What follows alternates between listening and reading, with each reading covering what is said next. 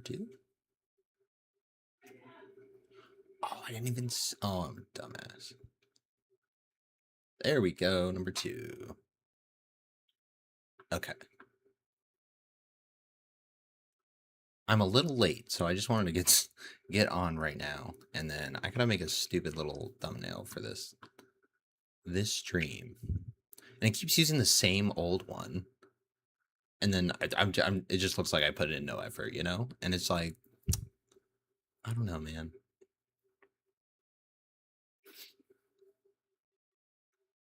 Also, thank you to Comics151 for the follow after stream yesterday, and Candy on Mars for the follow yesterday after stream.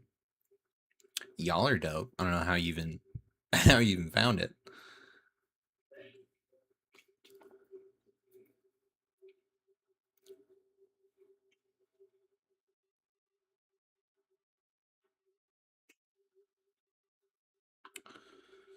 Oh my god, why is it loading so slow?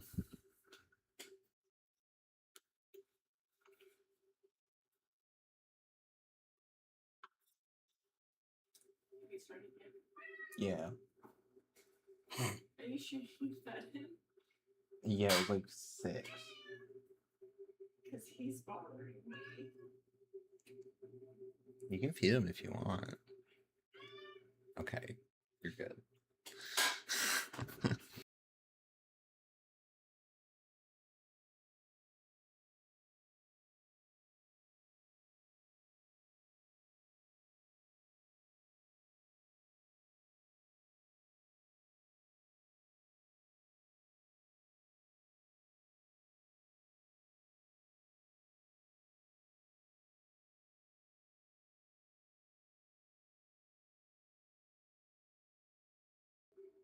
Okay. I'm almost done with this. I'm so close.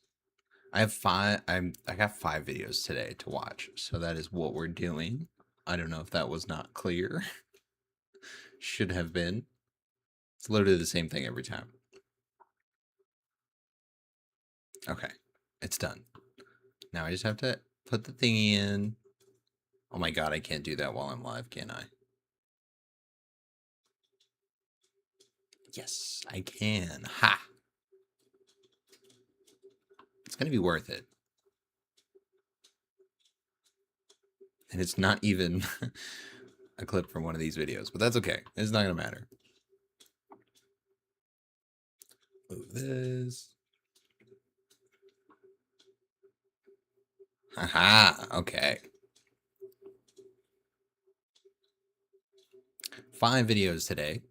First one's gonna be a couple of scary ones, and then a couple that aren't scary. One is a house video, so a little bit different today. I have enough disturbing videos. I promise. I have like 3 streams I gotta edit right after this probably. Anyway, first video is gonna be 3 very disturbing YouTubers that did horrible things by Urbex Hill. I guess he's doing reaction content now, so I'm interested. This video's very old, 6 years old, so I'm giving it a shot. I don't know if it'll be good. Man documents fatal insomnia, mental breakdown, the worst workplace accidents in human history, and back with Wani again, China's deadly fox eye obsession, and then Eddie Hall, the ultimate purge house. So that's what we're watching today. Now, first video. 3 very disturbing YouTubers that did horrible things. Urbex Hill. Okay, I have not heard of any of these, so I'm excited. I don't understand. I mean, you know, the millions of dollars that they have just wasted on me for no reason. Just let me take a lie detector test. Let me take a polygraph. You go in my house every day, you haven't found a can of beer in my house, not even a cigarette butt, but you continue to go in my house every day, destroy my property. My name is Everton Brown, and I've been victimized and violated for more than 7 years by the Federal Bureau of Investigation for absolutely no reason. It goes in my house each and every day. Whoa. Whoa, what a twist. What's the address of the emergency? Something is going on. I see a man standing in the door posed with a weapon in his hand.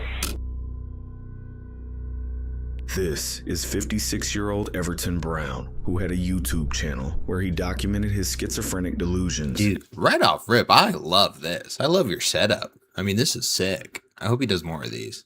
And would eventually go on to carry out a violent attack, killing 3 of his neighbors before setting fire to their townhomes, causing a massive explosion in a quiet Baltimore County neighborhood. Whoa. According to the people that knew him, he was a normal, peaceful neighbor that lived alone and often spent time helping and talking with neighbors.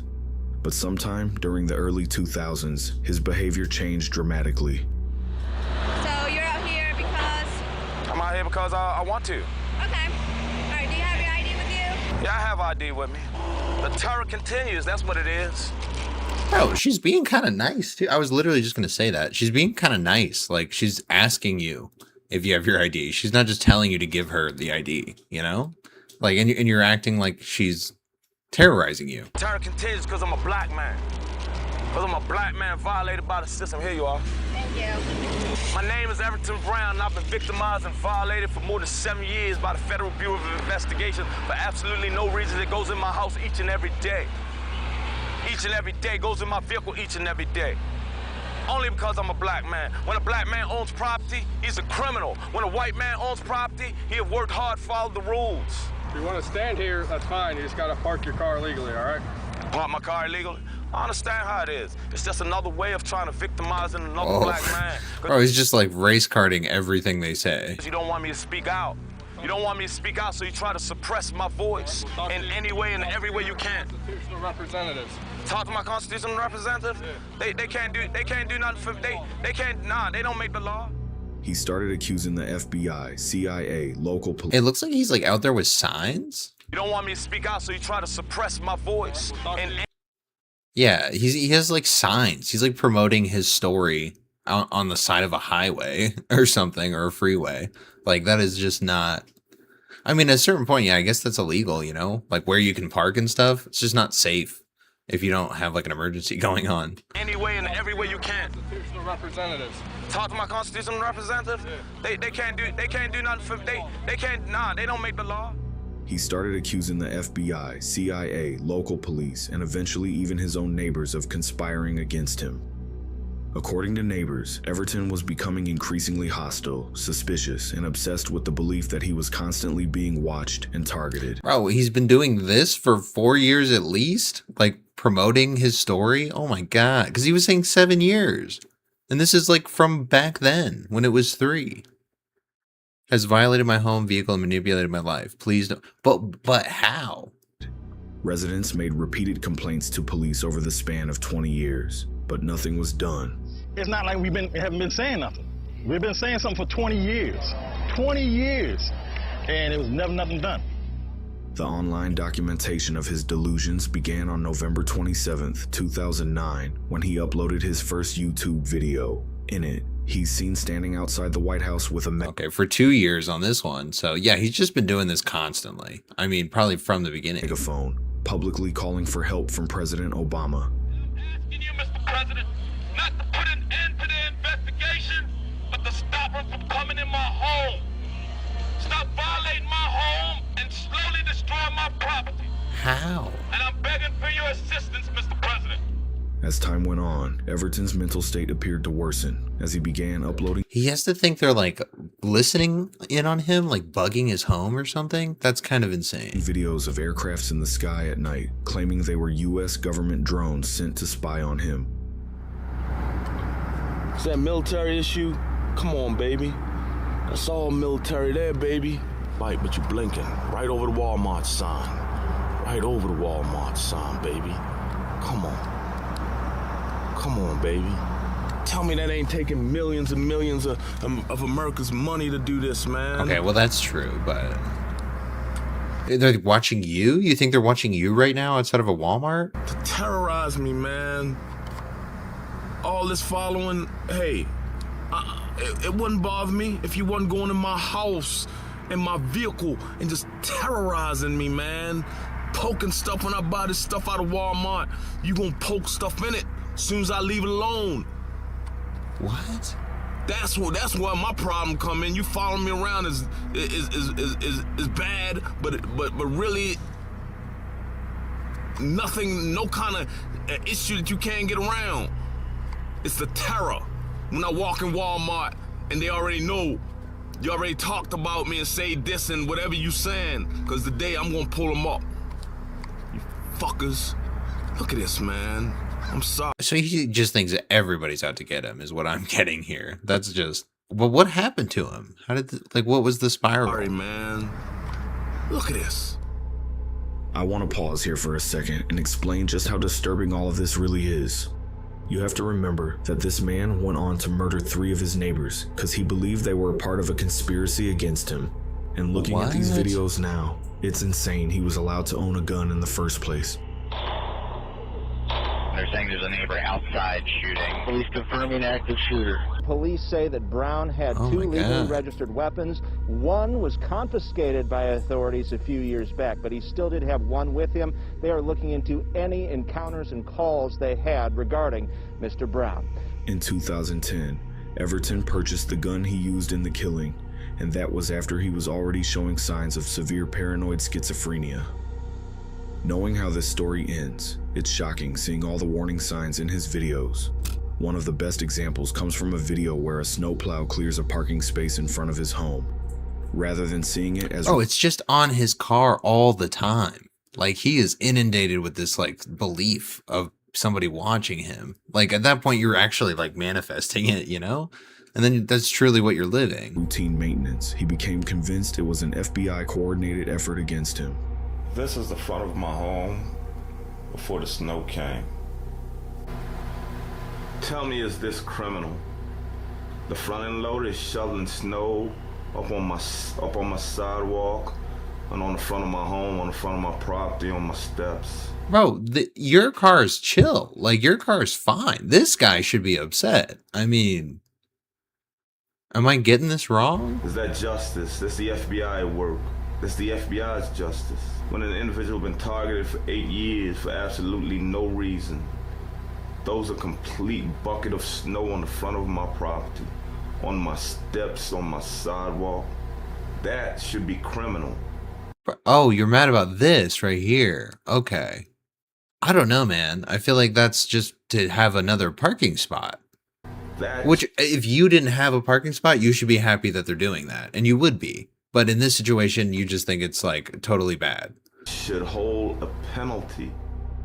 In 2016, Brown entered a Sam's Club carrying several bags that he claimed contained his personal belongings. After finishing his shopping and attempting to leave the store, he was stopped by security, who wanted to inspect the bags. Brown refused to unlock them, leading to an argument with store employees.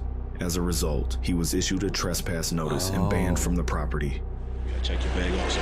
No, I'm not permitting you to check my bag when I came in. You are being recorded. I'm just letting you know now. Okay. When I came in, I asked the young man if he was going to check my bag, if I would have a problem with my bag, and he said no. He said go ahead and go on. And this is my pocketbook with my dildo, my condoms, my personal, my deodorant, everything in there. That was one of the first things you want to list off? What the hell? What? Oh my God, this guy's wild, dude. My bag, and he said no. He said go ahead and go on. And this is my pocketbook with my dildo, my condoms, my personal, my... Is he pointing to this stuff? Is it there? Is it in there? Or is he being an asshole? Deodorant, everything in there. What? My credit cards, my license, and it has locks on it. The bag was locked when I came in, and I don't have a key. You don't have a key? No, the bag was locked when I came in, and it's locked now when I'm going out. Everything. Bro, I get it though. Because he's really paranoid, So he doesn't want anyone going in his bag, which makes sense. And then he keeps the bag with him without the key so that he's in control of his belongings. It's crazy, right? But he's paranoid, And it's just making it worse. No one's understanding him. I have a lock on it. It's not only locked, it's wired shut. But the incident didn't end there. Unless he's just lying, and it's not any of those. Just a few months later, Brown returned to the same store despite being trespassed, resulting in yet another confrontation. By this point, encounters like these had become a recurring pattern, with Brown increasingly viewing ordinary interactions as evidence that he was being targeted and harassed. I'm in Dayton, New Jersey at my first stop. I'm a truck driver. and I'm in Dayton, New Jersey, and you know, every day there are numerous. Oh no, and he's a truck driver, dude. That's way too much time alone with your thoughts, with thoughts like these. I mean, as soon as I hit New Jersey, I don't know what it is. Brown worked as a truck driver, but after he was fired, his behavior seemed to spiral further. He started protesting outside his former employer with homemade signs, resulting in yet another police encounter. Dude, and then he got fired probably for all of this like weird behavior he started exhibiting. But I mean, it's because you broke the law, you know, going to a place where you're already trespassed. Yeah, they're gonna, and then you're gonna attribute it to them being like part of the FBI or something. Like what? After he was fired, his behavior seemed to spiral further. He started protesting outside his former employer with homemade signs, resulting in yet another police encounter. Do that. You used to work here? Yeah, I used to work here. So what, you got fired? Yeah, they fired me for that sign sitting over there. It was on my truck. It said I can't breathe. So he pulled me in his office and he asked me what I can't breathe mean. I said it's self-explanatory and he fired me. 7 years. 7 years I have been terrorized by the system, by the Federal Bureau of Investigation and Estes Express. Estes Express, you want to assist the FBI to terrorize me? All I'm doing is invoking my First Amendment right. He's so deep in it. It's so bad. Everton had accumulated more than 3 decades of interactions with law enforcement. Records show he personally called 911 at least 120 times over a 24-year period, telling them that federal agents were breaking into his home and spying on him. Between 2008 and 2021, neighbors successfully obtained 3 separate peace orders against him. Dude, what were those calls? I want to hear those calls. Mental health outreach officers also had multiple direct interactions with Brown over the years. Yet despite all of the repeated police contacts, the peace orders, the complaints from neighbors, and the mental health interventions, Brown was still legally able to own a firearm. What? What? In a video titled... Bro, I thought you get a felony of any kind. Like, going to a place that's already been you're trespassed from, I think is a felony, right? I'm pretty sure. I'm not even going to Google that because I'm pretty sure about it. Cruelty or justice, Brown filmed his dog suffering from diarrhea and somehow blamed it on the FBI. By that point, nearly every negative event... That might be the craziest thing I've ever heard. Diarrhea, and somehow blamed it on the FBI. By that point, nearly every negative event in his life had become connected, in his mind, to the federal government. This is my dog. This is what the FBI does. I'm trying to get a good shot of Stalk. I got the lights out. Bro, what? I'm trying to get a shot. Look at this here. Look, look. I don't know if I... That's the FBI at work. And it would be the final video he would ever upload to his channel. Because on May 8th, 2021, he went on to commit the deadly attack. I'm sorry. I had to... I skipped a little bit of it. You can watch that on your own. I'll leave it below because that's... Dude, no. I'm sorry, no. 911, what's the address of the emergency? Something is going on. It jarred me out of bed. Somebody banging in somebody's front door, and then I just heard 3 gunshots. I see a man standing in the door post with a weapon in his hand, and I don't know what he did to get in there because it jarred me out of bed, and I'm about 3 or 4 doors down. In the early morning hours, Brown set fire to his own townhouse before emerging outside armed with a handgun. Oh, wow. Okay. So he lit his own house on fire and then went and killed the neighbors. Terrified neighbors came outside trying to understand what was happening. Brown opened fire.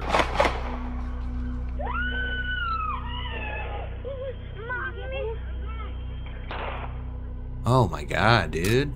According to investigators, he then forced his way into the Quintanilla family home.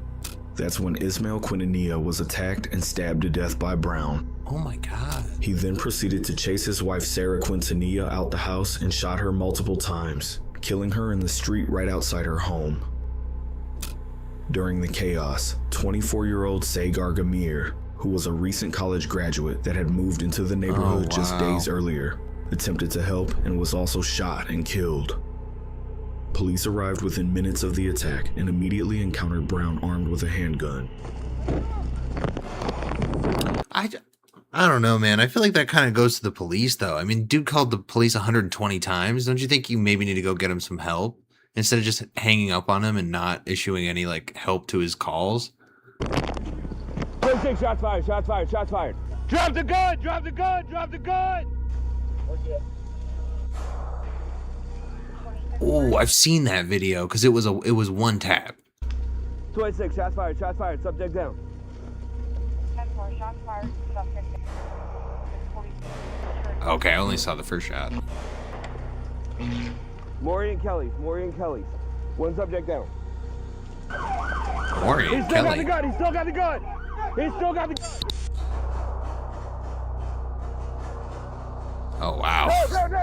Okay, it was not one tap. I was thinking of another video. Gun next to him, gun next to him! Gun next to him, gun next to him! Gun on the ground, gun on the ground!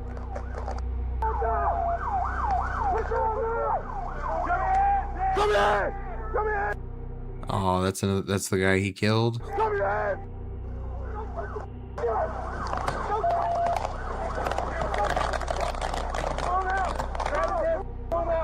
I got him.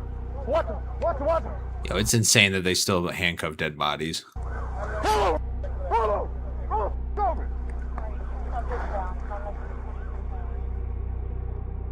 In the aftermath of the tragedy, investigators discovered multiple homemade explosive devices Oh my belonging god, dude, he was gonna go on a to rampage. Everton.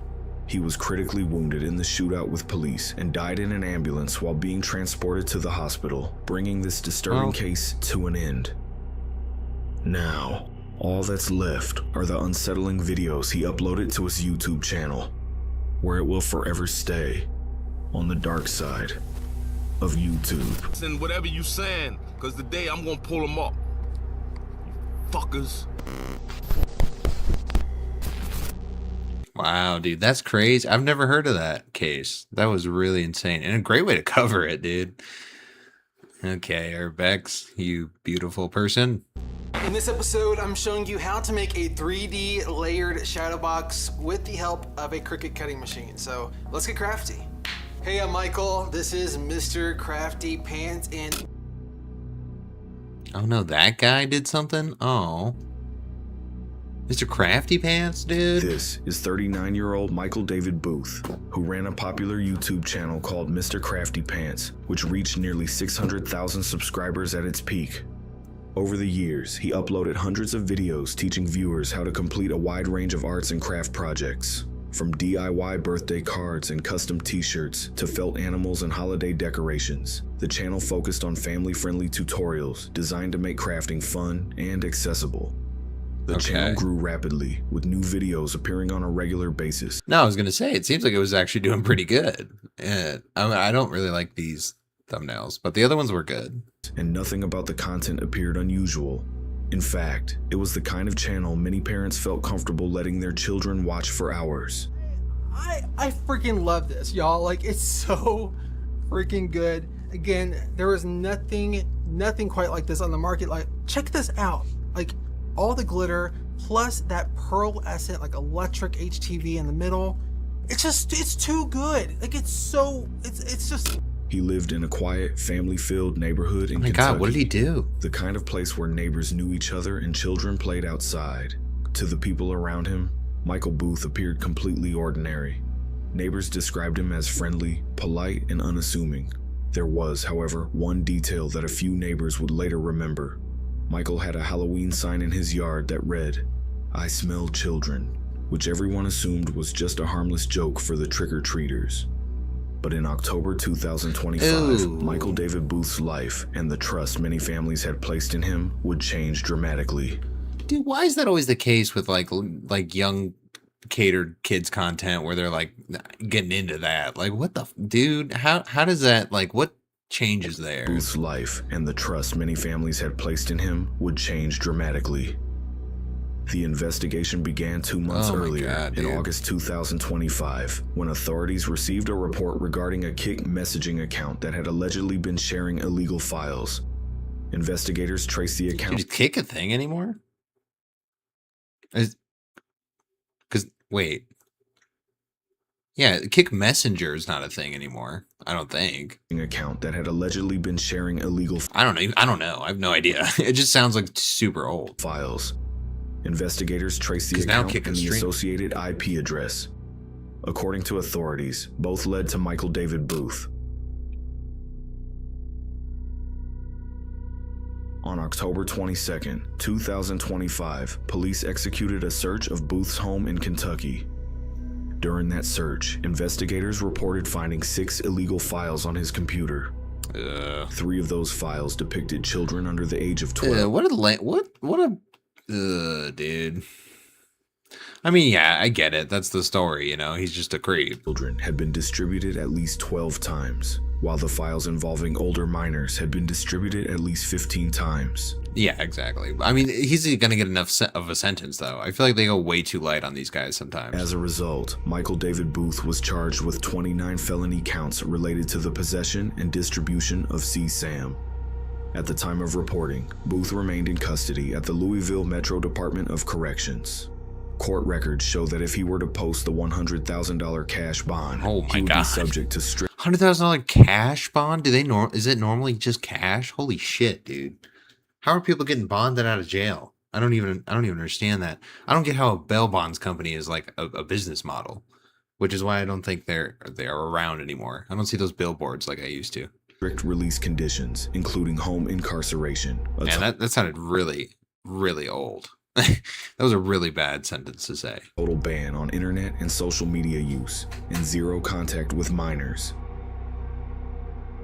Following his arrest, the Mr. Crafty Pants YouTube channel was terminated and removed from the platform. Is that like you can't be a felon on YouTube or something? Like what guideline, what terms of service was it? I bet that's in there too. Are baffled at the murder of a teenage girl. Her body was found in a dumpster several days after she disappeared. Sandra Bookman is following the investigation. She joins us now live. Sandra.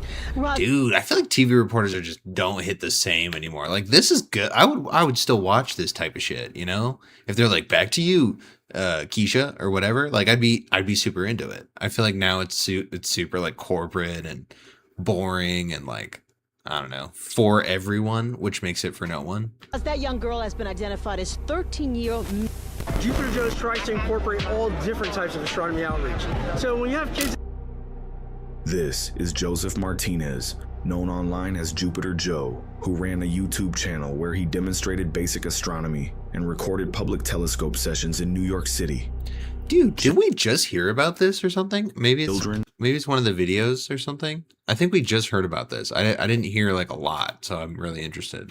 Parents and curious people passing by would gather around as he pointed out planets, constellations, and distant objects in the sky. His content mainly consisted of stargazing footage, astronomy equipment reviews, and close-ups of the moon and solar eclipses. Oh my God!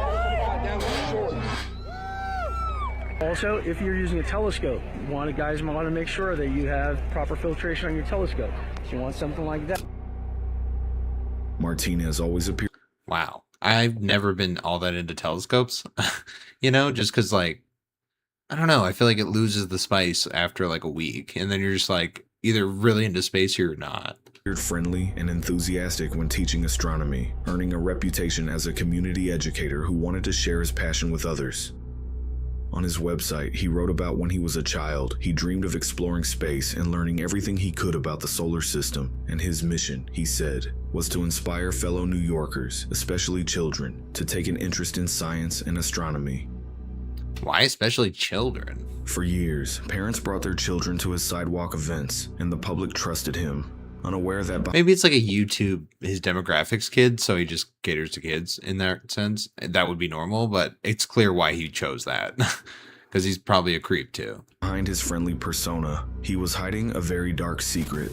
Police in the Bronx are baffled at the murder of a teenage girl. Her body was found in a dumpster several days after she disappeared. Sandra Bookman is following the investigation. She joins us now live. Sandra. Roz, that young girl has been identified as 13-year-old Minnerly Soriano. Now, police spent much of yesterday looking through the trash of this video store. Nice recover On there. February 24th, 1999, 13-year-old Minor Liz Soriano disappeared after leaving school in the Bronx and never returned home. Her disappearance immediately alarmed her family. Friends, neighbors, and investigators searched for answers, but 4 days later, the search ended in tragedy. Minnie's body was discovered inside a dumpster directly behind the Hollywood Video Store in the Co-op City section of the Bronx. The medical examiner determined that she had been strangled, and investigators found evidence that she had also been sexually assaulted. The murder shocked the community. Minnie was known as a bright student with big ambitions. Family members described her as creative and thoughtful. She enjoyed writing poetry and dreamed of becoming an astronaut one day. Detectives launched an extensive investigation. Family members, neighbors, building employees, and acquaintances were all questioned. Investigators pursued every lead they could find, but none of them led to a suspect. And it's going to be the Jupiter Joe guy recovered somehow. from the crime was DNA found on Minnie's sweatshirt. However, when investigators searched available databases, there was no match. With no suspect and no new leads, the case eventually went cold. For more than 20 years, Minnie's murder remained Oh, this was way back then. How did they find out? unsolved. But then, in 2021, investigators revisited the case using familial DNA analysis, a technique that can identify close relatives of an unknown suspect. The results pointed detectives toward a convicted offender whose DNA was already on file. While investigators ruled him out as the killer, the lead gave them something they had never had before: a family connection. Their focus now shifted to the offender's relatives, one of whom they believed could be responsible for Minnie's murder. No way. They Jupiter then compared Joe. ages, locations, and criminal histories to narrow the list. 2 of the men were ruled out because they had been too young at the time of the murder. That left 3 possible candidates. As investigators dug deeper, one name stood out: Joseph Martinez. Oh, that's the same Records guy? showed No that way. Martinez had lived in the same Bronx apartment building as Minnie and her family in 1999. Detectives reviewing the original case files also discovered that he had been interviewed. Yo, he looked so different. He looked so nice and harmless. He looked like that looked like a prison photo before. Joseph Martinez. I mean, maybe it's just the lighting, you know? Maybe it's just the lighting. I'm tripping. Cover detective posed as a parent interested in astronomy lessons for their kid and arranged a meeting with Martinez. After the meeting, detectives collected a drinking straw he had thrown away and submitted it for testing. The results came back as a direct match to the No way, they just needed his DNA. So they got it from a straw? That's crazy. DNA found on Minnie's sweatshirt. On November 30th, 2021, Joseph Martinez was arrested and charged with murder. He pled not guilty. Prosecutors argued that the evidence, along with the results of the renewed investigation, clearly identified Martinez as the person responsible for Minnie's murder. Several months later, in March 2026, he was sentenced to 25 years to life in prison. Holy shit. That's good. I mean, in this situation, because he should rot in prison, you know, obviously. But I feel like for somebody who didn't do something so bad, you know, like imagine being punished for something you did 25, 30 years ago, and you have to, like, you know, answer for it today. Like, I feel like that would be very hard to do. But I mean, this guy, it's no excuse. I mean, murder's murder. I don't know how you even sleep at night if you've done that, you know? It's disturbing to think that for more than 22 years, this man was walking free and interacting with children while hiding what he had done to Minnie. Not only did he assault her, he tied her up and put her in a black trash bag. Oh my god. Oh my god, that's horrible.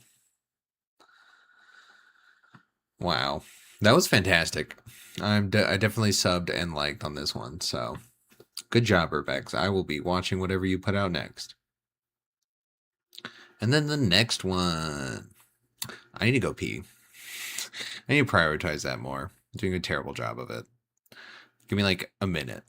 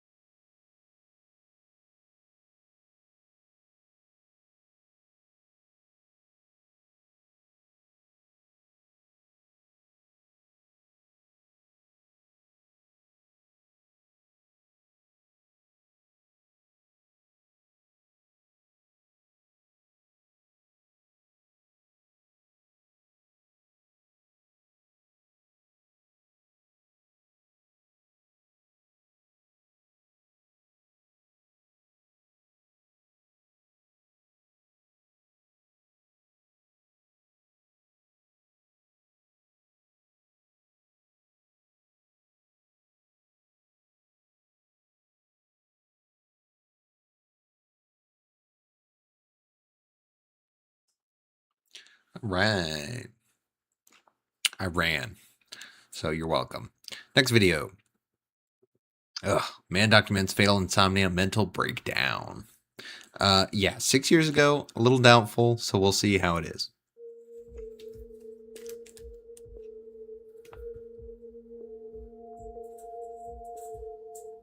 So here I want to try to explain about the meaning of what's so-called God. A tiny handful of families in the world are unfortunate enough to fall victim to a rare disease called fatal familial insomnia, a degenerative brain disease that affects the ability to sleep. Familial? So it's just you're just gonna get it? The disease stays undetected for a large portion of one's life, until eventually, usually between the ages of 32 and 62, they begin to experience mild insomnia. The insomnia rapidly gets worse, and then they completely lose the ability to sleep. Ever. Over the course of about 9 months to I would lose my mind, dude. When I drink coffee and it's like 6 p.m., I'm up till like 3 every time, you know? It's just how it is. Like, there's no possibility of sleeping. I think it's like I forget what it's called at this point, but it like blocks the tired thing. Coffee. A year, they slowly experience cognitive and physical deterioration until they die. Sleep medication and other sedatives only speed up this decline. It's hard to imagine how scary of an experience this must be, but back in 2016, a man suffering from this documented the entire process of his mental decline up until his death. Holy shit. How long does it take, though? It can't take that long. That's amazing. This is cool.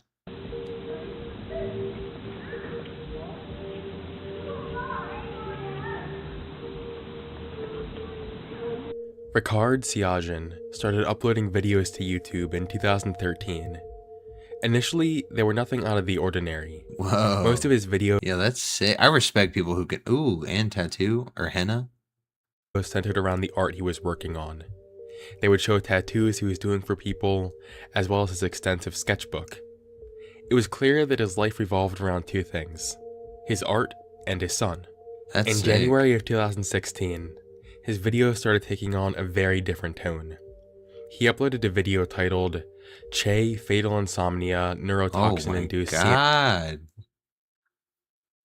CNS Seeking Neuroscience Hospital Support or Stem Cell Hope. I have not sleep. Means I have total insomnia. Sleep disability.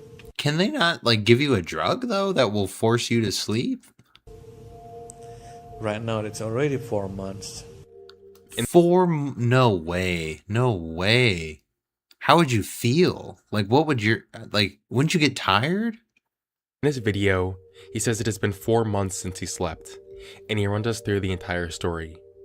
He said in 2015, he moved to Philadelphia and found a new job there. Crazy. Around the same time, he also ended up getting a UTI, which he was worried about affecting his performance at work.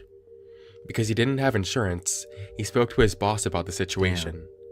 His boss offered him an antibiotic that he had that would clear up the UTI pretty quickly. What? Your boss just had prescription drugs to give you? I don't know about that, man. And they're just not giving you benefits? Hard took the antibiotics, and after only a few days, started experiencing some pretty unpleasant side effects. Heart palpitation, and my hand, both of my hand was crooked like that. Dude, I bet. Tinnitus, heart palpitation, muscles, back pain. The back pain is so terrible. Regardless, he continued the medicine for 2 weeks, with the side effects progressively getting worse. At the end of the 2 weeks, he found he was no longer able to sleep at all. His body wanted to sleep, but his mind wouldn't let him. Dude, I'd be so broken about that. Like, I'd love the time when you get to sleep and then you wake up in the morning and you're like, I just wish I had like 15 minutes more, you know? Makes you like really grateful for the time that you've already, because you slept like 6-7 hours, you know? I don't know. I love that. I wouldn't be able to handle not having that. He finally got around to seeing a doctor at this time, and he was prescribed sedative drugs to help. All these were able to do were to help him sleep for 2 hours a night with extreme nightmares. Oh. Why? When he describes what it feels like whenever he tries to sleep, he describes it as a painful experience. So when my body tired, they say my body asking my system to sleep. The activity of the brain is never calmed down. It's been 4 months since my brain is active. It never sleep. It never want to go down. But there is a feedback. There is a really painful feedback, physical feedback and neuron feedback on my back, around my spinal cord. He says he's That's so desperate for crazy. sleep that he would gladly sacrifice both of his legs for even just 3 hours of sleep a night. He acknowledges that he is going to die soon, but he says he wants doctors to look into his condition for research purposes. He ends the video calling out for help and leaving his contact information in the description. Help me. I'll put my number down here in the information and my email. Whoever you are, thank you. What initially comes off as odd about this is that his condition isn't actually fatal familial insomnia, since it doesn't run in his family, yet the symptoms are still practically identical. The onset, however, seemed to have been caused by the antibiotic he was taking. Later on... No. The sketchy medicine from the boss?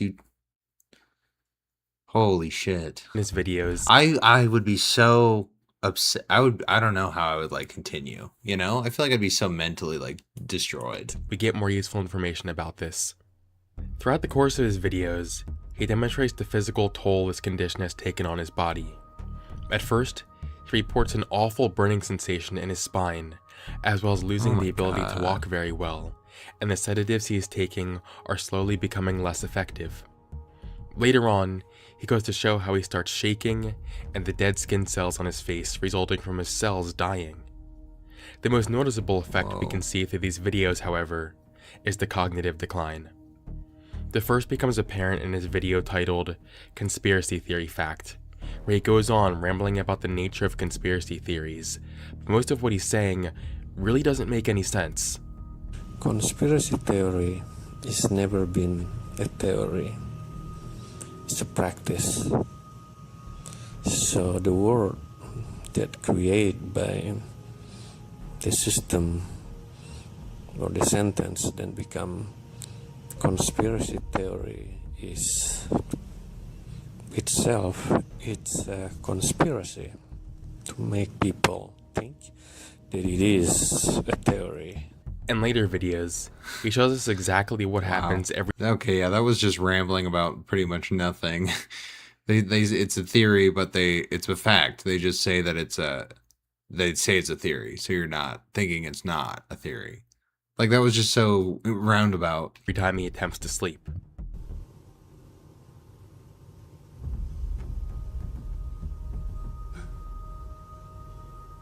Oh no. This jolt you are seeing occurs when he feels what he describes as a violent jolt shooting through his spine just as he's about to drift off. Eventually, the condition becomes so bad that he becomes completely bedridden. In one of his videos, he reveals the name of the antibiotic he was taking that caused all of this. Yeah, please, what? It's called ciprofloxacin. We'll talk more in depth about this antibiotic later. In early November, we can really start to see how hopeless he is, and honestly, it's really sad. He talks about how he can no longer even get out of bed because of how debilitated he is, and the pain is so bad that he often contemplates suicide. Oh my god. I'm giving up already. I'm already giving up now. It's just I cannot do it. I cannot kill myself. I'm not good with killing myself. If I do, I'm already done. It's really hard hearing him talk about how much he misses his son. As time passes, he posts more videos of the normal stuff, art, rants, and videos of him trying to sleep. When eventually, he uploads a lengthy video that seems to be addressed to his neurologist. Ricard's Facebook page sheds more light on what this is all about. After seeing many doctors about this with no help, he was able to get in contact with a hospital in Beijing that specializes in stem cell research. The doctor said they've treated someone with a condition similar to him and was confident they could treat him as well. This treatment would require 2 expensive procedures, however, so Ricard created a fundraiser page to get money so he could afford the plane trip as well as the procedures. Oh, please tell The me people fundraiser page donated is gone now, so I have no idea how much money he was trying to raise, nor how far he got to hitting the goal. All I know is that the goal was never reached. The final 2 videos on his channel that are in English are the saddest in my opinion. It really shows how far gone his mind is at this point. They're just more nonsensical rants, one of which is titled "What is God?" and the other is HIV Fact, where he talks about a conspiracy theory about how HIV was created by the mafia to control people. About HIV. HIV is it's a virus. It's made by human, made by drugs mafia. Designed to fill their what do you call that? Their mission, their agenda of controlling human being. After this, he just stopped uploading. Wow. No, that was bad. You know, you could tell he's really declined. Now, so with every sad. strange thing we see on the internet, there comes a certain degree of skepticism. But this whole thing is definitely real. I did a background search on this guy, and I was able to confirm that he is indeed dead. Wow.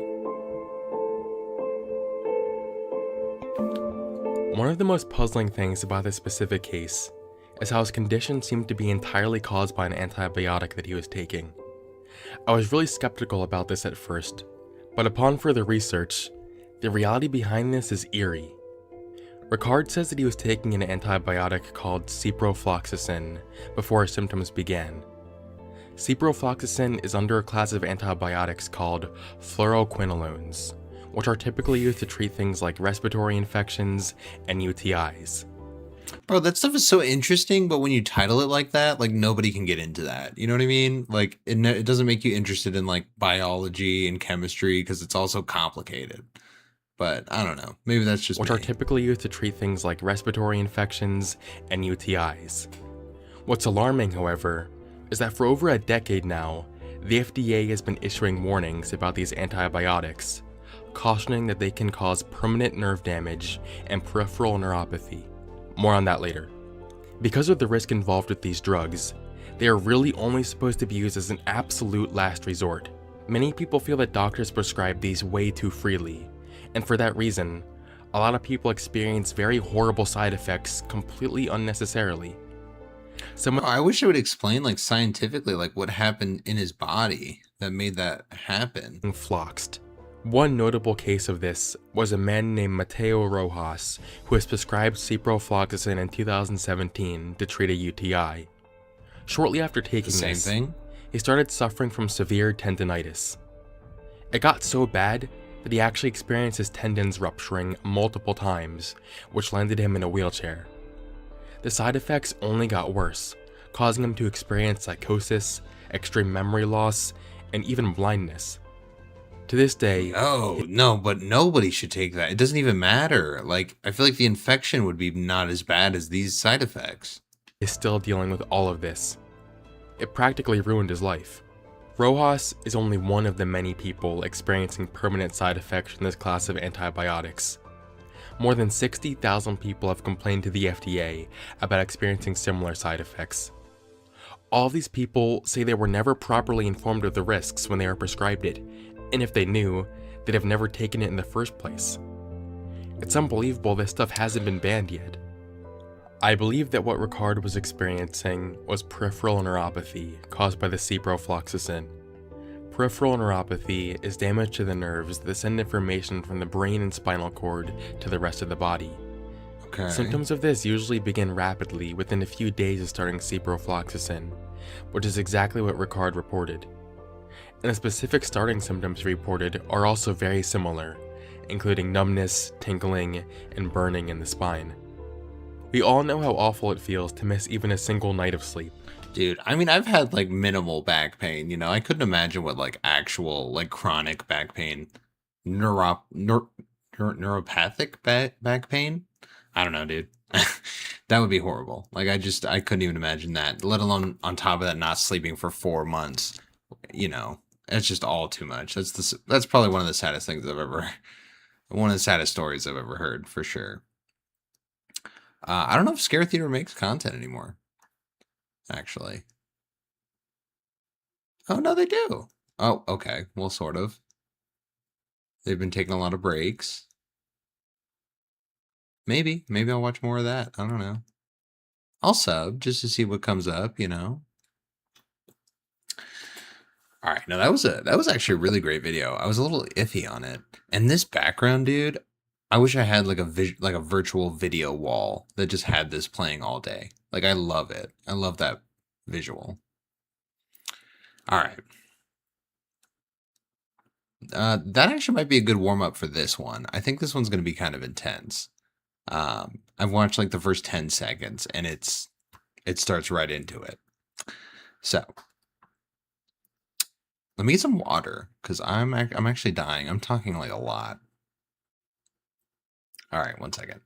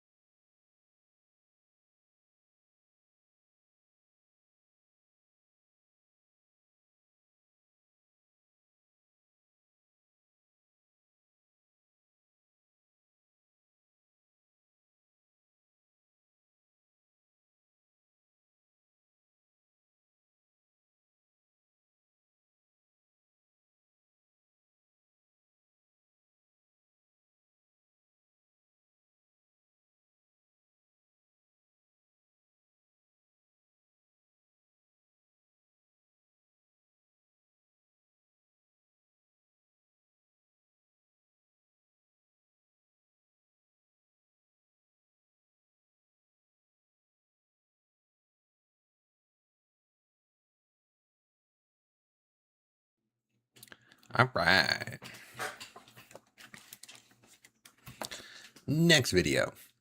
The worst workplace accidents in human history.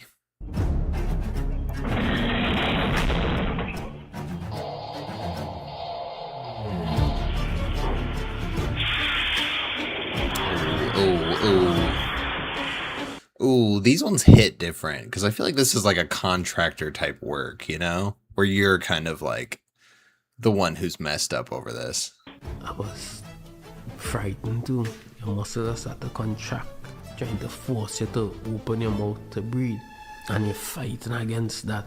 Hey guys, Jared here. Yo, whoa, what happened to the quality?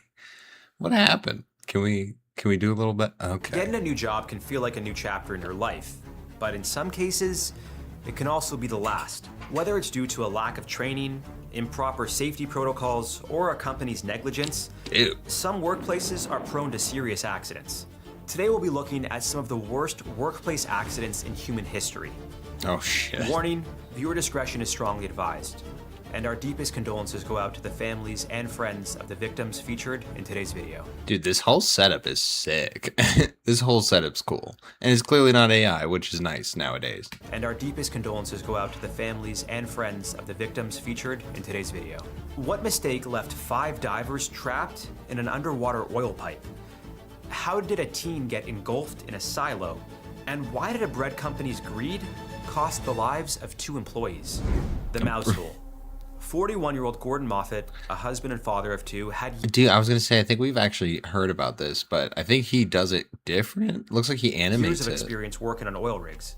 On October 9th, 2000, while aboard the Magellan, 120 miles east of Aberdeen, Scotland, Moffat was tasked with servicing hydraulic hoses. The job itself wasn't too complex, but it did require him to be lifted about 50 feet above the lower deck. Knowing the potential dangers of the job, from explosions to chemical exposure, harsh weather, and even machine failures, Moffat made sure to strap into his safety harness and take his time. Dude. Once the job was complete... Fantastic animation. I wonder how long this took, you know? Moffat radioed the banksman, who worked as the winch operator's eyes and ears. He told them he was ready to be lifted to clear the hoses before being lowered to the deck. Sadly, communication error led to a horrifying accident. After being lifted a few feet, Moffat told the banksman to stop. Oh no. The message was relayed to the winch operator, but didn't get through to his radio due to a malfunction. The winch operator continued to lift Moffat toward the mouse hole, a 10-inch round hole through which the safety cable runs. No. As he was being pulled up, Both Moffat and the banksman yelled, "Stop," to no avail. The banksman then ran to the emergency intercom to tell the control room to stop the winch. However, because the emergency intercom is recorded, there was a delay, and by the time the winch was shut off, it was too late. No Moffat's body had way. been pulled through the mouse hole, crushing him to death. But the reality of the situation was much more gruesome. No His body was so way. disfigured that he was hardly recognizable. Doctors referred to it as a virtual transection, meaning his lower abdomen had been torn apart. The company implemented new safety protocols, including mandatory permits for high-risk Holy dude, that might be the most brutal death I've ever seen. Holy shit. apart. Dude, and look at his face. Look at his A chin. virtual transection. Watch his chin. Meaning his lower abdomen had been torn apart. The company implemented Oh my new safety God. protocols, including mandatory permits for high-risk operations and the presence of supervisors and safety personnel on board during these operations. My only survival tip here would be to ensure that all safety protocols are in place before starting a task that you know can be dangerous. Dude, that is crazy. Wow. And I just realized I was like, look at his chin. But I mean, obviously his spine is fucked. Like, I'm aware of that. I don't know. I was just focusing on that. And that looked bad, dude. I mean, your whole body would just be screwed at that point. Like, it would just get dragged through that. Oh my God. They didn't like pay out or anything like that. There's no like work comp for the family during these operations. My only survival tip here would be to ensure that all safety protocols are in place before starting a task that you know can be dangerous. Our next workplace accident takes us to another pipeline tragedy. Bro, but that's kind of the thing. They did have like a process, an SOP of what needed to happen. Like he was going to say stop on the radio. Like it's not very technical, you know, but that was the plan. And the radio didn't work. Oh my God. Like what, how? That should be investigated. You know can be dangerous are 4 divers. The Pariah diving tragedy. On February 25th, 2022, 5 divers entered the waters off Trinidad and Tobago to repair a leaking U-shaped oil pipeline 60 feet deep and 1,200 feet long. The state-owned pipeline belonging to Pariah Fuel Trading Company connected berth 5 and berth 6, which are loading docks where oil tankers receive or discharge. Wow, is that how they do it, dude? Underwater? I didn't even know that. I don't know what I thought they did to get fuel around. The divers, Christopher Boudrum, Kazim Ali Jr., Yusuf Henry, Rishi Nagasser, and Faisal Kurbin worked for LMCS, which Pariah had contracted to repair the pipe near berth 6. An 8-foot by 8-foot air-filled chamber enabled divers to work in a dry environment. How do they even know how to do that, though? Like, what kind of training do you need to be able to operate on, like, pipes underwater? Even though they were 15 feet underwater, everything was fine until the team removed an inflatable plug used to prevent oil and gas from escaping. What the team didn't know was that the pipe had been drained weeks earlier, leading to a pressure differential. When they removed the inflatable plug, the pipeline acted as a vacuum, quickly sucking up seawater and the divers into the 30-inch diameter pipe. Battered around and dragged 700 feet, all 5 of the injured divers finally came to a stop. We talk about At drown. least 2 were suffering from broken bones, low on oxygen, and covered in oil. Nagasser was too injured to move. The other 4 divers managed to link together, forming a human chain, tucking their feet under the person's shoulders in front of them. At the front of the chain was Boudrum, who wasn't as severely injured as his colleagues. As they started making the chain, I mean that's not much of a chain. I mean, we're kind of just like bumper to bumper here. It's not very intricate. Boudrum, who wasn't as severely injured as his colleagues. As they started making their way up the pipeline, they found 2 oxygen tanks that had been sucked through and shared them. Once they reached the end of an air pocket, Boudrum swam ahead to see how far it was until the pipeline curved, an area called the elbow. When he got there, he realized the water wasn't high enough for him to get himself out, so he screamed for help. Fortunately, his screams were heard, and 2 divers came down to pull him up. Boudrum told the rescue team his friends were still alive, but badly injured. Dude, I didn't know they got somebody out. That was completely not what I heard.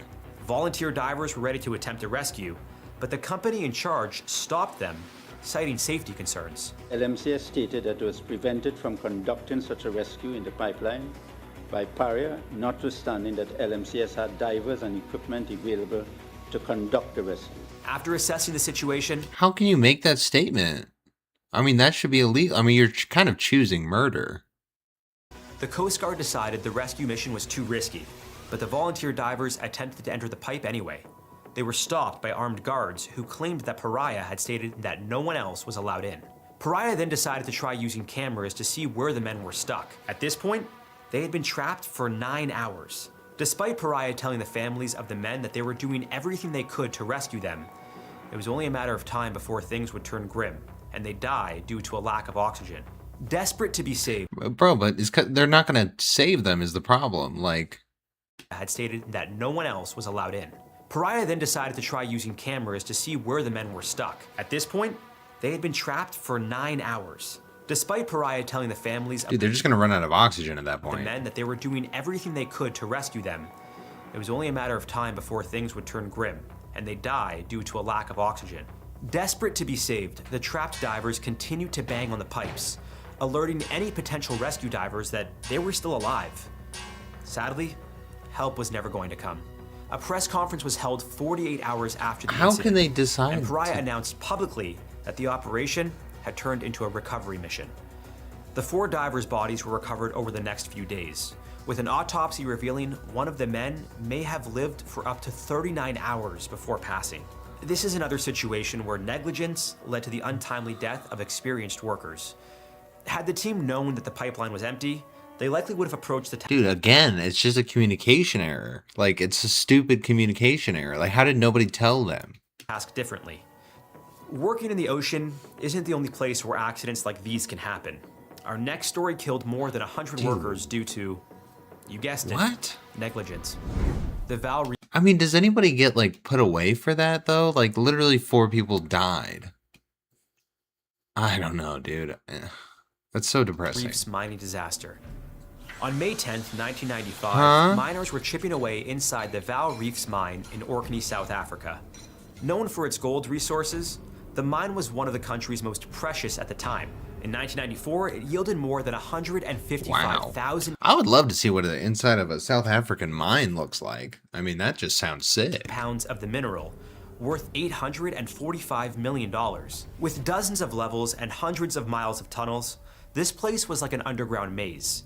To ensure productivity, the mine had 2-tier elevators, which could transport hundreds of workers at a time. It also had an underground train to move materials and supplies. Around 10:30 p.m., 104 miners were riding one of the elevators during a shift change. As they were rising, a 2,400-pound train came barreling down the shaft, landing on top of the elevator and snapping its support cable. Both the packed elevator and train continued to drop over 1,600 feet before smashing to the ground. Within seconds, over 100 miners were dead at the bottom of Shaft 2. Describing the horrific scene, James Motlotzi, president of the National Union of Mine Workers, told the press, "Pieces of flesh were scattered all over as a 2-floor mining elevator was crushed." Holy fuck, dude. That may be one of the worst work disasters I've ever heard. Into a 1-floor tin box. The imagery of that makes me sick to my stomach.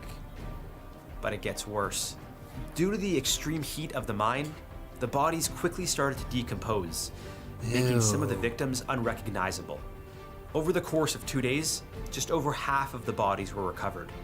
Following the tragedy, an investigation was launched. It was determined that there were no safety blocks in Shaft 2, which would have prevented the train from entering the wrong tunnel. Evidence also showed that a detaching hook snapped upon impact with the train, causing the elevator to plummet. This led the South African Society in Mining Research Council to require detaching hooks to become more sturdy under significant impact and to be able to hold at least 11,000 pounds. It seems those involved in the mine would have been killed instantly by the force. I mean, why was that cart just roguely moving like that? Like, why did it fall off the track like that? But our next victim likely suffered a slower, more painful death, with rescue workers oh my god, dude, 100 people just instantly died. Like, that's one of the I can't even like fathom that, you know what I mean? Like the earlier video where the guy killed like his 3 neighbors, you know? That's like insane. But like 100, I just can't even imagine 100 people just like disappearing basically off of reality. Comparing it to being swallowed by quicksand. A couple different occasions he said, you know, Mom, he's got us going into the silo. he knew it wasn't right, but yet he continued to do it because that's what his job was. On May 30th, 2011, most Americans were making plans on how they would spend Memorial Day. However, Thomas Osier of Michigan saw it as just another day at work. The 18-year-old high schooler worked on a local farm, and on this in one of those? That's fucking huge, particular day, was assigned to work inside one of the corn silos at Pine Grove Farm, a job that is known to come with the risk of being engulfed by the grain. Sadly, that's exactly what happened to Thomas. As he was scraping off corn stuck to the silo walls, the grain underneath him gave way, swallowing him. Patrick Pickett, who was shoveling corn at the base of the silo, first realized something was wrong when he saw Tommy's iron rod slide out the bottom door. Then came Tommy's cell phone. And finally, Pickett saw the 18-year-old's leg. Despite his best efforts, the weight of the corn was too heavy for Pickett to pull Tommy out. When emergency authorities arrived on scene, they also had trouble pulling Tommy from the silo. Finally, after more than 4 hours, they were able to retrieve his body. It took a total of 35 emergency personnel and farm workers to do so. The details of what his remains looked like were heartbreaking. What broke my heart the most was to see it had completely dislodged his jaw. You know, to see his form, you know, his physical form, and his jaw was completely dislodged. And the corn had impacted so much, it was in his lungs. The corn was in his lungs. That sounds like something straight out of a horror movie. Following Tommy's death, an investigation was launched. The farm's owner, Dave Schwab, was fined $7,000 after Schwab posted warning signs and fixed the augers on the silo floor, which helps the corn flow. How do you get away with getting fined $7,000 for somebody like dying? I don't understand that. I mean, in no sense does that feel like it's like right at all. That's super crazy. Oh boy, a spam. Bye. More easily, the fine was cut in half. To survive a situation like this, you'd need to create an air pocket with your hands by covering your mouth while waiting to be rescued. What is this? What are they doing? Is this like simulating? Like what the fuck? But with the sheer force of the grain pushing up against you, it would be a race against the clock. I'm stuck. Yeah. At this point, I'm not getting out. It's amazing, the pressure that's there. Most farms make sure their workers wear safety harnesses when entering silos. I bet the pressure's immense, dude. I mean, that's like millions of corn pieces. But for some smaller operations, this isn't always the case. Before we move on to another horrible workplace accident, make sure to like and subscribe for more life-saving content.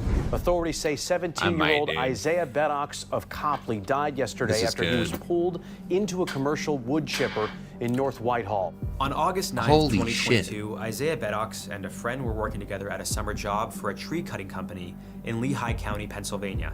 Beddox was a month away from entering his 4th year at Lehigh Career and Technical Institute for Automotive Mechanics. Tasked with removing 10 trees from a property, Beddox and his friend got to work. Sadly, Isaiah was pulled into the wood chipper after a piece of his clothing got caught on the machine itself. Oh no. Within seconds, he suffered significant injuries. According to reports, the incident occurred around 1:35 p.m. Bro, like what a silly way to put this in there, you know? You got a little bit lazy. Like, what are we doing? And emergency personnel were on site within 10 minutes. After seeing the severity of his injuries, which included an amputated leg, an emergency helicopter was called in.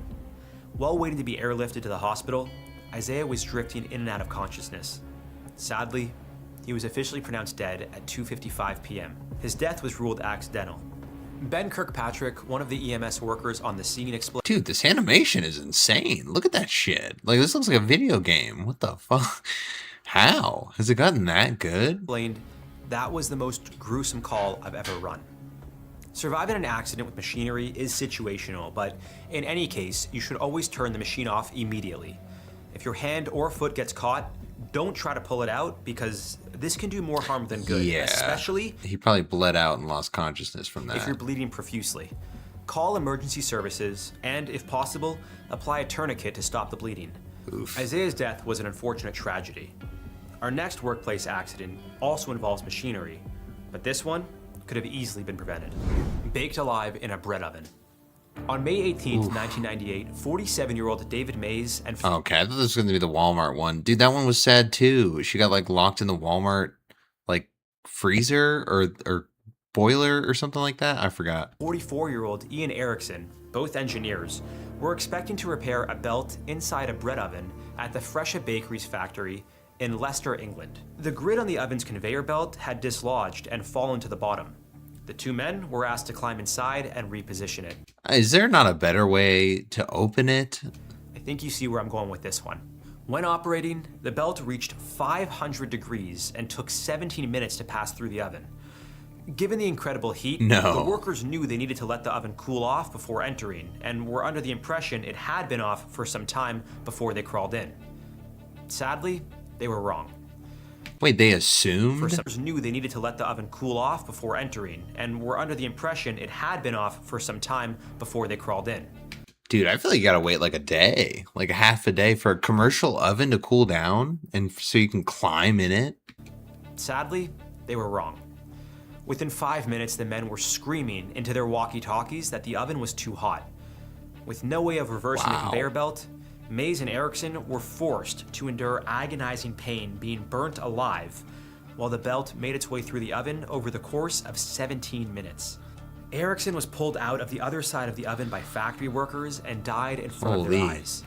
Dude, he made it to the end still alive? Mays is believed to have passed out and was killed due to 80% burns over his body and multiple fractures since he was caught inside the machinery. The saddest part of all of this is that the men died because the factory's management prioritized profits over the safety of their employees. This was revealed in 2001, when the company and management were taken to court. It was determined that the two men had entered the oven just 2 hours after it was shut off. Despite the fact that it would have taken 12 hours for it to cool before it was deemed safe to enter.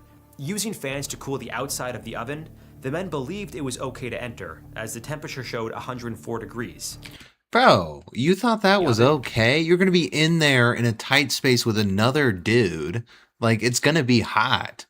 The men believed it was okay to enter, as the temperature showed 104 degrees. The company also decided not to remove the oven's side panels to save on the cost, requiring the men to enter through the front of the oven. That's just goofy, dude. It's just wasting time. It's just wasting. You want them to ride the oven so that you don't have to pay to open the thing?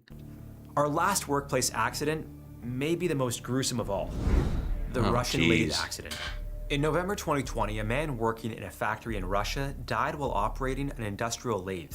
The footage is incredibly disturbing, and we will not be showing it here. I think once you see the animation, you'll understand why.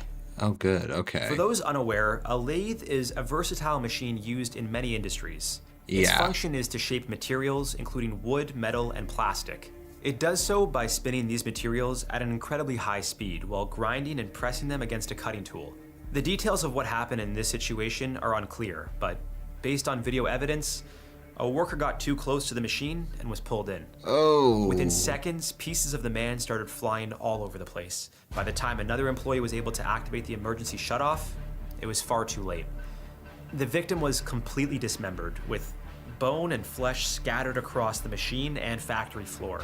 Now, we had to tone down the animation a bit, so I'll just let you guys use your imaginations with this one.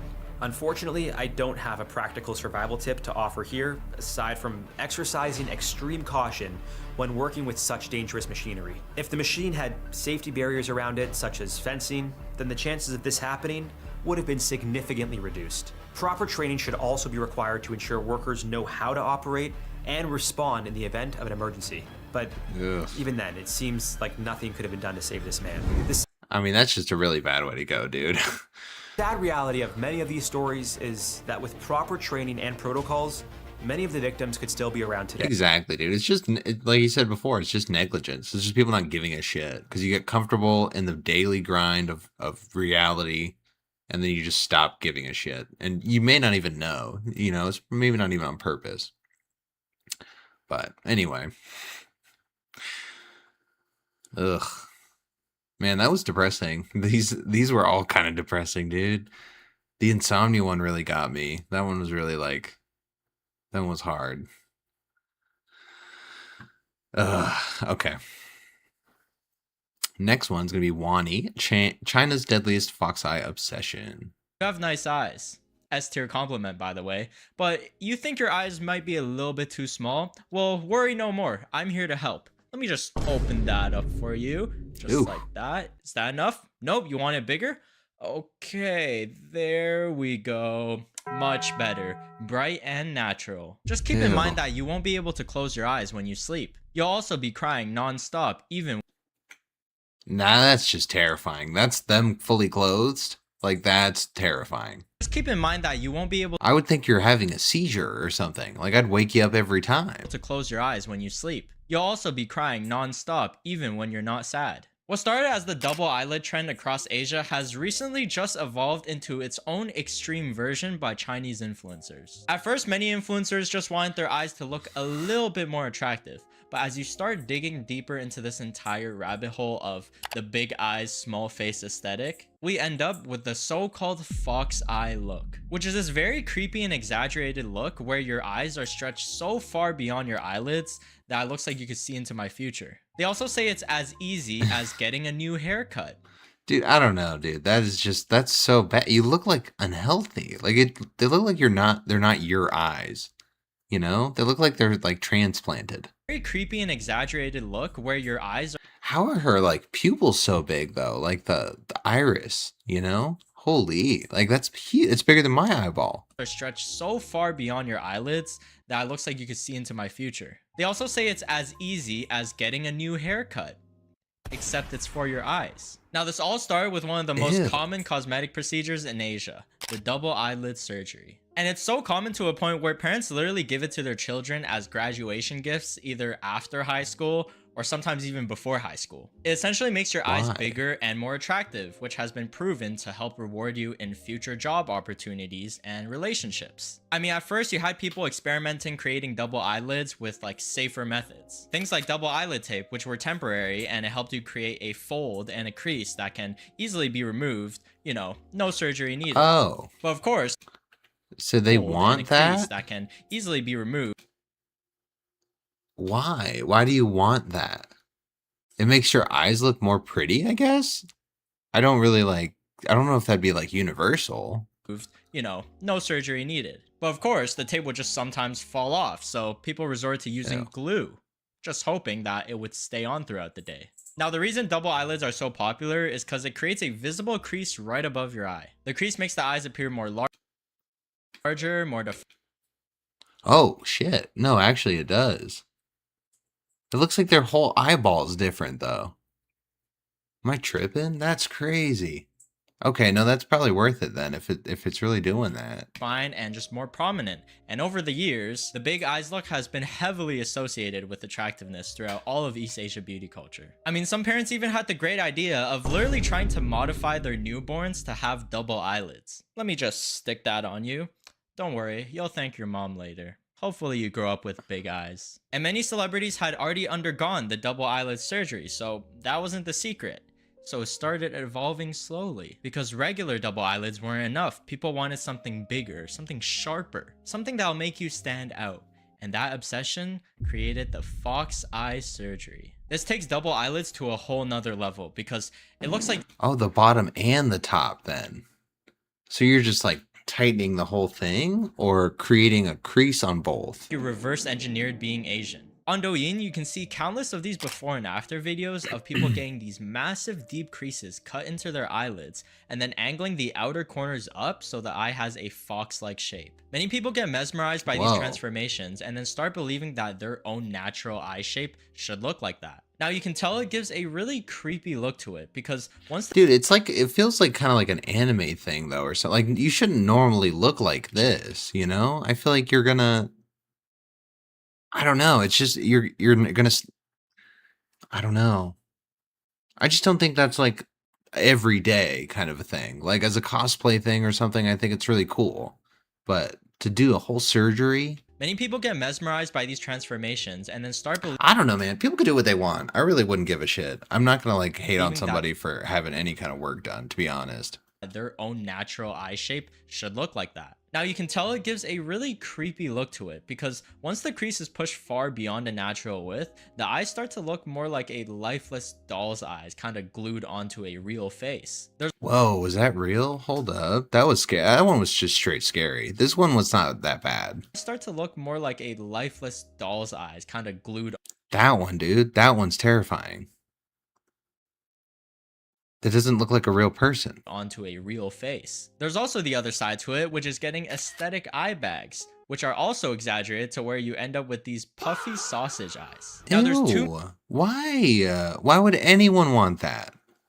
Two main things that people on Chinese social media confuse themselves with when it comes to the fox eye surgery. Using makeup tricks to make your eyes look bigger versus surgically expanding the eyelid itself. Those are not the same thing. How do we expand it though? How are you doing that? The big eye, small face aesthetic is usually achieved through makeup. The whole point is that it's literally a visual illusion. But somewhere along the line, people started looking at this exaggerated makeup That's what I'm look saying. and thought to themselves, what if I permanently become the makeup? And that's how they usually end up with a unnatural eye shape that looks really good with filters and makeup, but terrifying without it. Many of these exaggerated creases end up looking sunken, scarred, or even like permanently stiff. Your eyes start looking very disconnected to the rest of your face, which is genuinely unsettling. And that's where we get to one of the biggest side effects that people talk about after this procedure.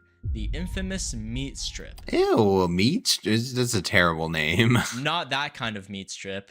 What are you thinking? Basically, after the surgery, people end up developing these thick bulges above their eyelashes. Like, imagine if somebody took a hot dog and just tucked it under your eyelid. Or like they took like, I don't know, their sausage and tucked it. Now the reason it happens a lot is... I thought that was like them recovering from it. I thought that was like a normal like side effect of them getting the surgery. Because eyelid surgery is insanely delicate. Like, there is zero room for error. If too little fat is removed from the eyelid, your eyes become puffy. You okay? You okay?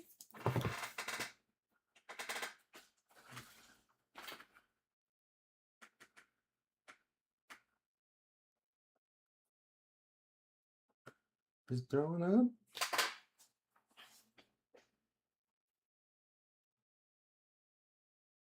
You good? That's a scary noise, buddy. Holy shit. Hold up.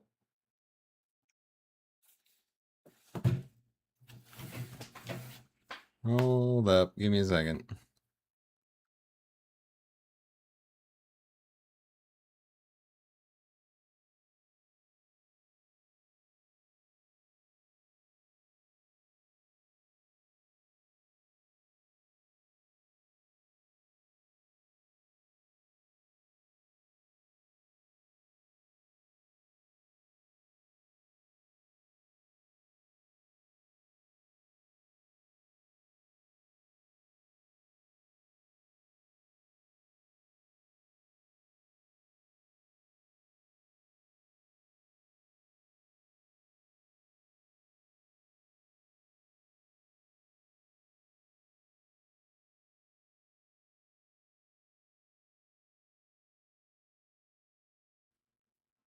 Okay. So my cat threw up directly into my shoe. That's fun. Let's continue. Too much and it becomes hollow to a point where it starts to look like it's sinking into your skull. Also, don't forget the scarring because Dude, that's just so... yeah, you could tell something off, you know? And then it's just forever going to be off because it's permanent. But the next one... it's sinking into your skull. Also, don't forget... Dude, that's bad. That's got to be like right after surgery though, but that's so bad.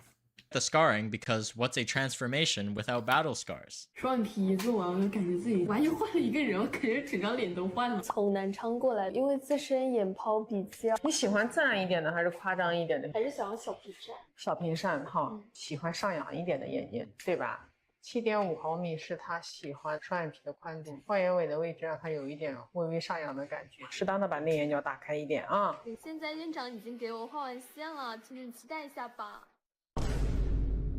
手术效果满意吗？非常满意。拆下来过。Oh no. 手术效果满意吗？ I mean, I guess that's like right, you know? Like that's what they said they were going to do. It just looks kind of weird. 非常满意。拆下来过来看一眼。 And this is how it looks like after it's healed. Definitely. Yo, that's what I'm saying. Like one of them's off center, so you can't just do the same thing. Like they're...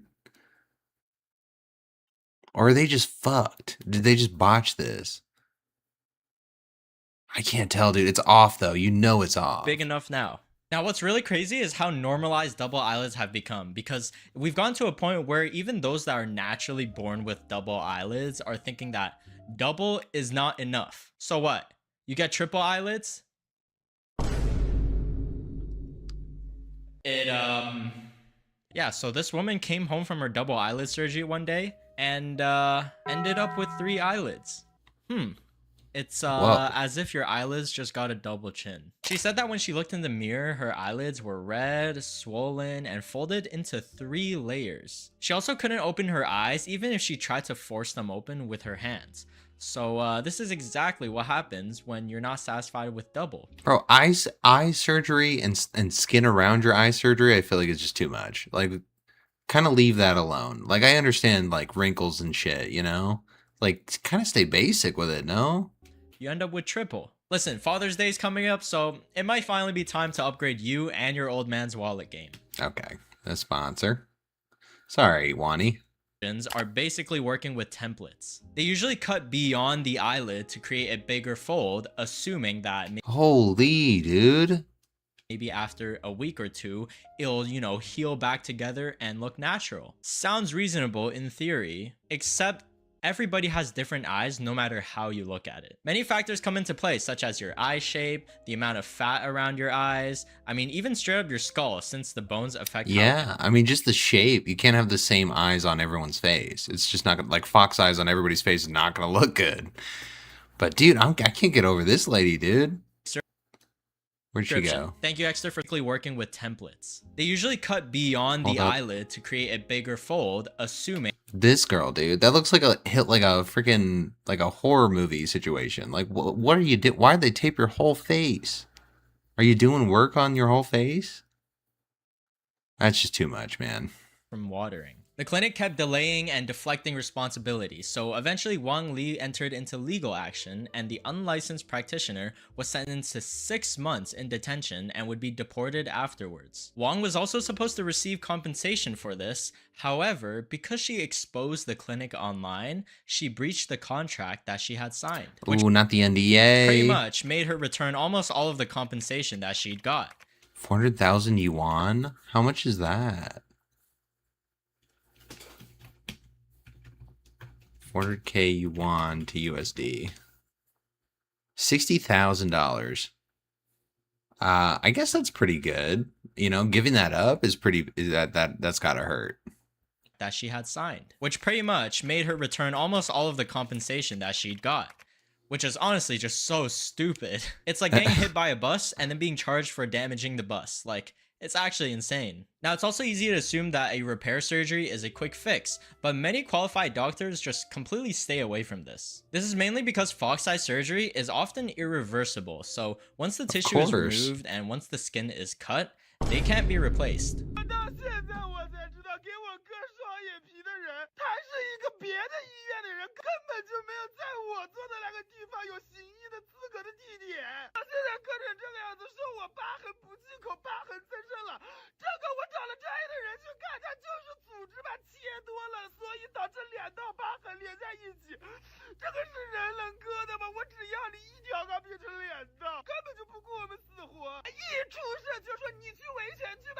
Wow. This guy's really mad, but it's hard to look away.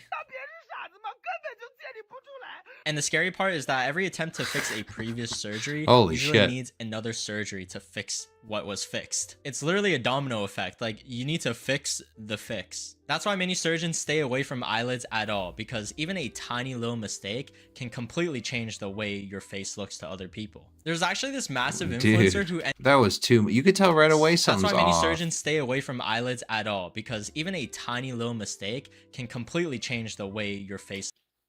Dude, you could tell like his whole like lip area is not legit. His nose is definitely touched up. Like he looks completely like redone. People. There's actually this massive influencer who ended up with one of the worst outcomes when it comes to this trend. Her name is Chen Nisi, and she's undergone 5 eyelid surgeries ever since she was 19 years old. Now, if you were anywhere near Chinese social media during her peak popularity, she had become one of the most talked about influencers because of her plastic surgery journey. Unlike a lot of influencers who just hide everything, she was actually pretty open about it. She uploaded videos explaining her surgeries, talking about her experiences, and overall just trying to spread body positivity all around, telling people to, you know, just love themselves, while also saying that she will still continue undergoing surgery for beauty. Don't practice what you preach, right? I feel like that's a repeating pattern in many of these cases now. Now, unfortunately for her, Chinese netizens are basically professional athletes when it comes to roasting. So after Chen's surgeries became a bit more noticeable, people started relentlessly. What happened to your eye? Roasting. So after Chen's surgeries became. Oh, it looked like something burst, like a blood vessel. A bit more noticeable, people started relentlessly mocking her for her appearance. People would just clown on her for her new chin, and also just saying that she looked way worse than before the surgeries, also comparing her old and new photos together. It's honestly the most unwinnable game ever, because you get clowned on before surgery, and then you get clowned on even more after surgery. So in a way to like prove her haters wrong, or like show them she didn't even care, she decided to undergo the fox eye surgery. And this is where everything went downhill, because after the operation, she noticed a very noticeable crease. So then she got another surgery to make it look more natural. Then the wound reopened, so she got another surgery to try to fix that. Then more corrections, more repairs. Oh my God. And she was pretty much just trapped in this cycle to the point where she didn't even remember what the original issue even was. And because of all those repeated surgeries and fixes, she is now unable to close her eyes forever. I mean, just think about that. Her eyelids ended up losing 5 layers of skin. So I feel like you'd have an issue. 5 layers. Whoa. I feel like you'd have an issue, dude.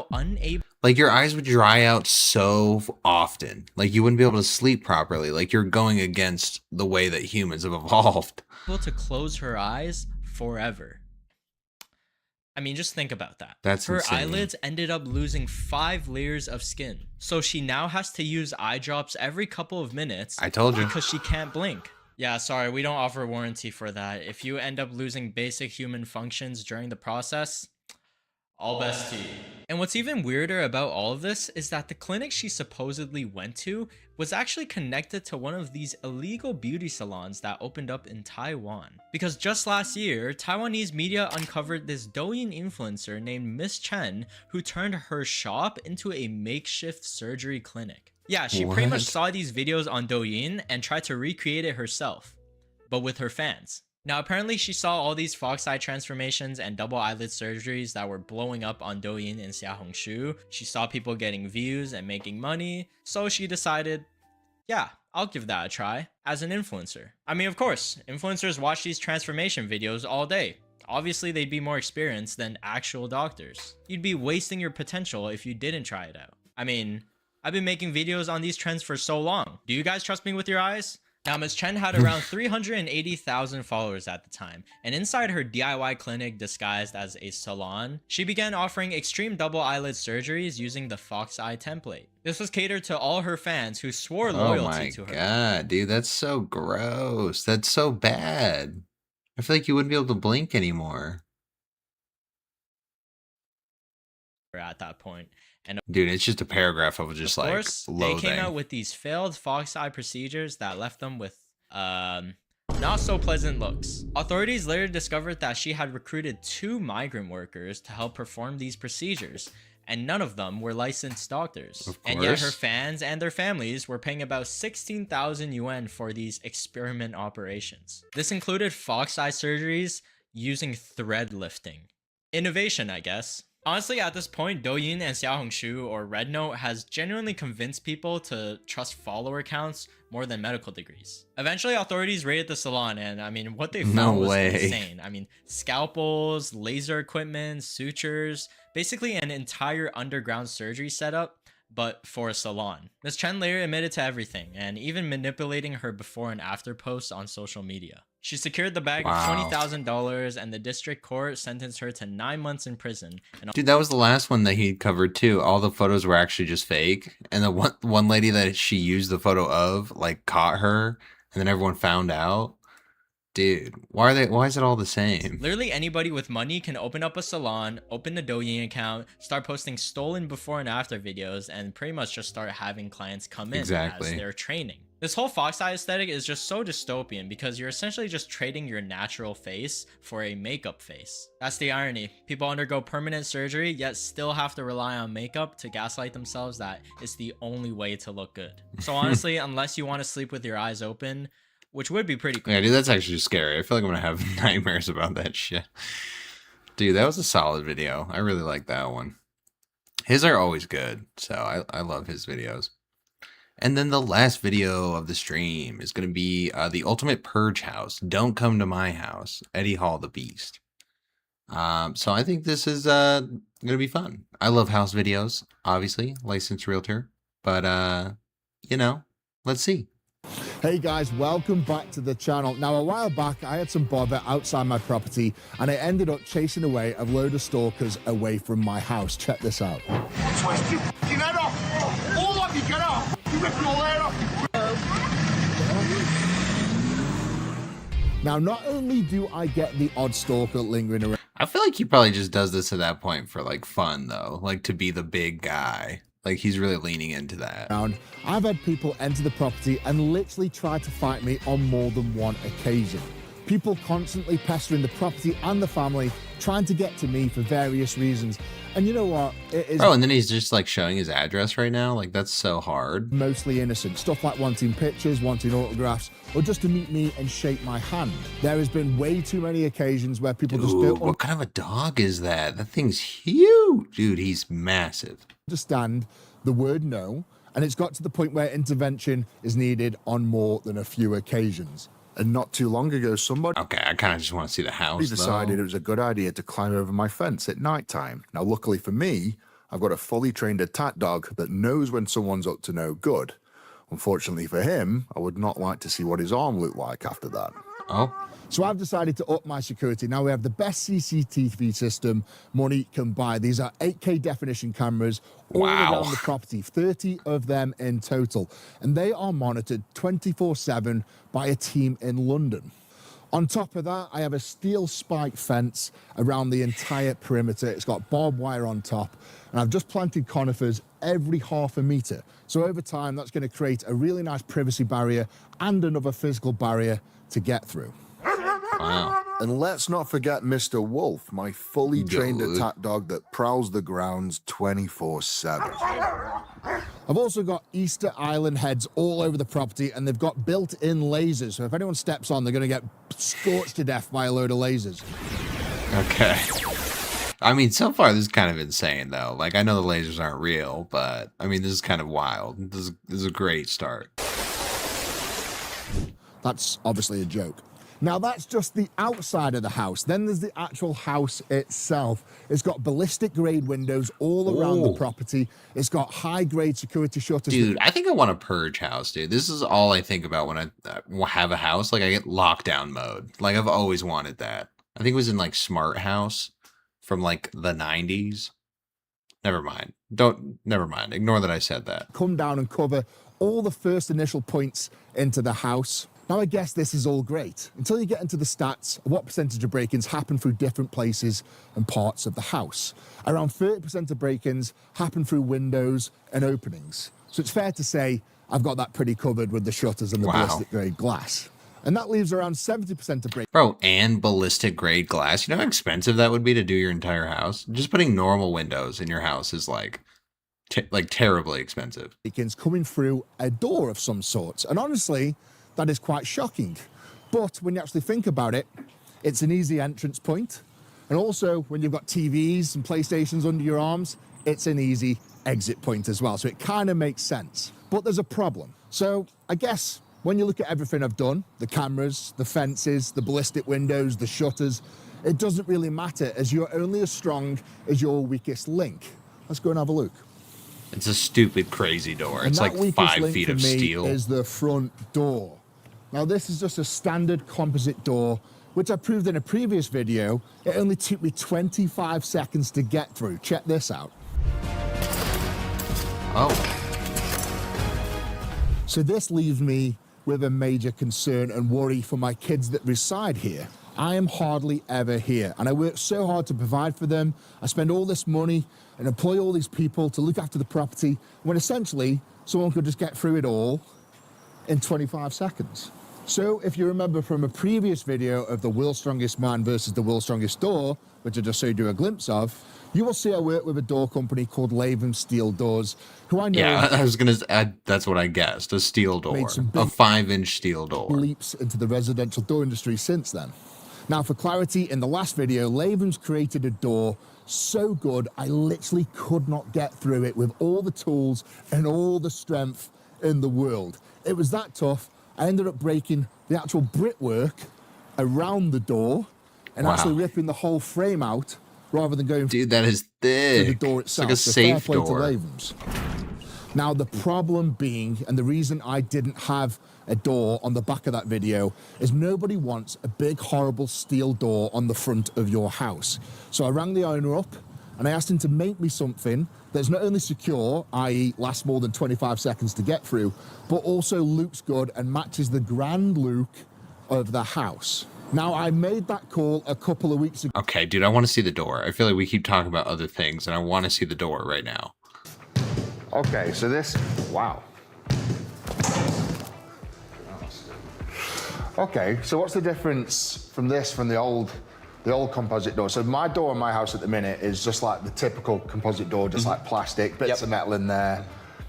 On the video I did with you, I got through that in 25 seconds. Yes. With a sledgehammer. So I could, in essence, get through my own front door in 25 seconds with a sledgehammer. And that's why we're here today. I want you to improve on that. So what's different? So what makes this different to that composite door is this has a steel skin. So I'm expecting it to hold up a lot better than that door did. Oh. Okay. And then what about thermal? Yeah, I just heard some clanging. I feel like something just fell off of that bitch. That is the biggest selling point of this range. Because we've added polyurethane injection into the door leaf, it's got a really strong thermal value. Polyurethane? PU foam. PU foam. What is that? It's like an insulation. Can you show me? What is it? Absolutely. Here. Okay. Okay, I kind of just want to see the door on your house, though. Like, can we... I didn't know this was, like, going to be a whole thing.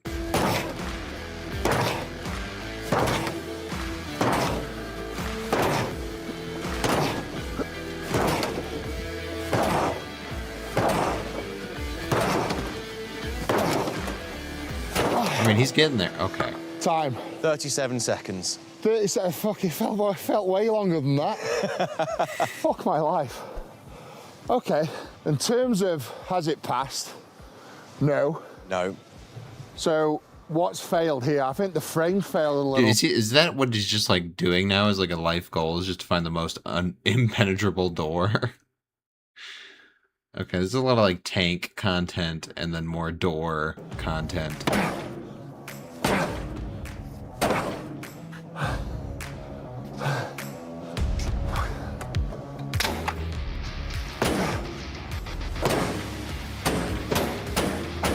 Wow. Okay, so he fixed it. It doesn't break. Time. Are you shitting me? Wow.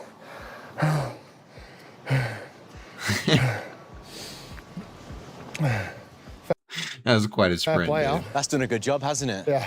I'm very impressed with that. That's beat me. Wow, that's a crazy door, though. I mean, that's really...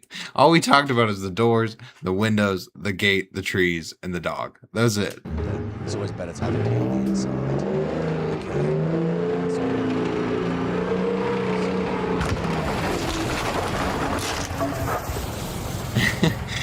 He needs to be better.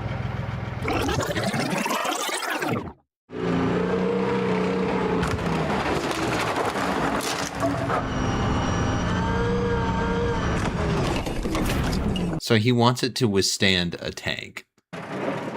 Proper smash my face on the front of the fucking binoculars. Okay. Oh my God. Oh, don't see.